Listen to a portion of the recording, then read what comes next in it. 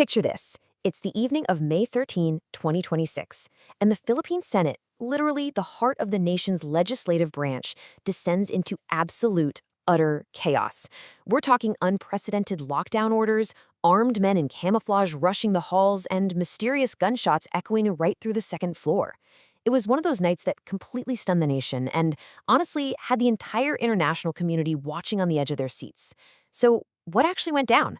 Let's dive right into this explainer and unpack the wild events of the 2026 Philippine Senate lockdown. Right in the thick of it, lawmakers were barricaded in their rooms, journalists were literally running for cover, and heavily armed personnel just swarmed the perimeter. Senate President Alan Peter Cayetano actually streamed live from his pitch-black office, and his words really capture the panic of the moment. He said, "This is the Senate of the Philippines, and we are allegedly under attack." For all intents and purposes, it looked exactly like a violent siege on a core democratic institution. But as the dust started to settle that night, a massive, glaring question popped up. Who really fired those shots inside the Senate? Because here's the truly incredible part about all of this. Despite the terrified reports of an active shooter and a heavy exchange of gunfire, there were absolutely zero casualties. No one was hurt, not a single scratch. And even more baffling, both the National Bureau of Investigation and the Philippine National Police strictly denied firing a single bullet that night. Which brings us to Section 1, two colliding political crises. To make sense of this missing enemy and the phantom gunfire, we really have to rewind just a bit. The Senate was basically caught in a vice grip between a major international mandate and a domestic constitutional process. On one side, you had the International Criminal Court unsealing an arrest warrant for Senator Ronald Bato de la Rosa. And on the flip side, you have the historic impeachment of Vice President Sara Duterte over alleged misuse of confidential funds and threats against the president. These two incredibly explosive events collided with, well, absolutely disastrous timing. Let's break down that first crisis. Senator De La Rosa, who you might know as the former national police chief under Rodrigo Duterte, was formally wanted by the ICC for crimes against humanity. This was in connection to the deadly anti-drug campaign from 2016 to 2018 involving the murder of no less than 32 people. On May 11th, facing imminent arrest by the NBI, De La Rosa literally dashed away from agents and sought refuge right inside the Senate plenary hall. Now, the crucial thing to watch here is how the Senate reacted. 13 out of the 24 senators banded together to form a new majority bloc that exact same day. They ousted the sitting Senate president, installed Senator Cayetano, and their very first move, granting Senator De La Rosa protective custody. They essentially allowed him to use the Senate building as a heavily guarded safe house to evade international law enforcement. But while the Senate was busy turning itself into a fortress for one ally, the House of Representatives was making a massive move against another. An overwhelming 257 representatives voted to impeach Vice President Sara Duterte. They adopted the articles of impeachment and officially set the stage for a historic political showdown. And this is where the immense legal pressure on the Senate really cranks up. Under the Philippine Constitution, the second the Senate formally receives those articles of impeachment from the House, they are mandated to convene as an impeachment court forthwith. That means immediately, no undue delays.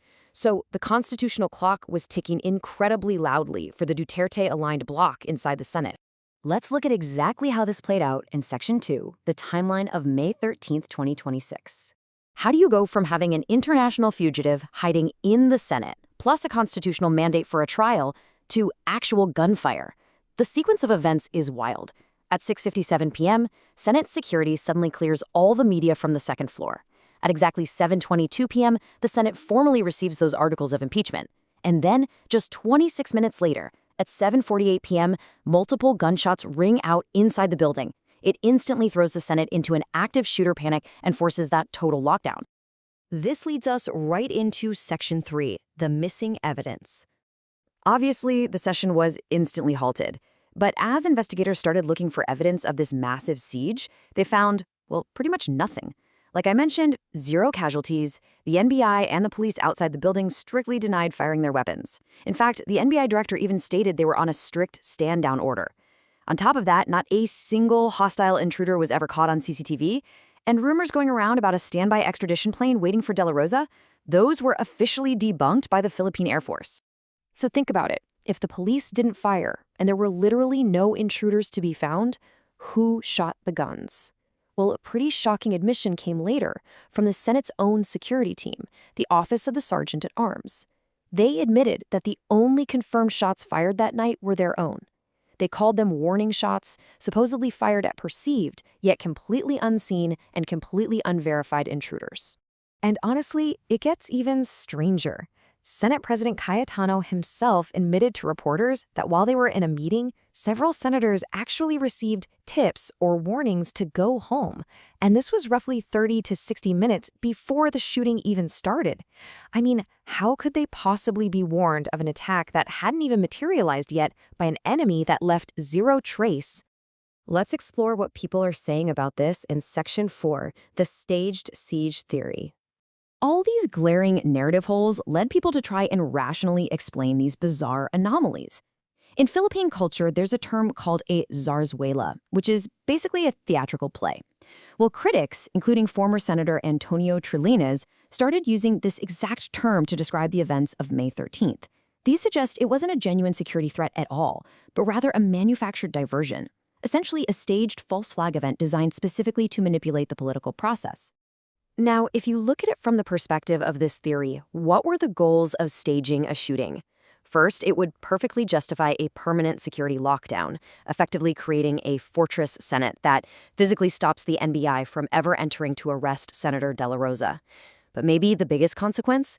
It successfully stalled the formation of the impeachment court by grinding absolutely all legislative business to a dead halt. Proponents of this staged siege theory also point heavily to fabricated intel. Remember the chaos of that night? Well, claims were circulating from political allies that a specific aircraft was waiting at the airport, just ready to whisk De La Rosa away to The Hague.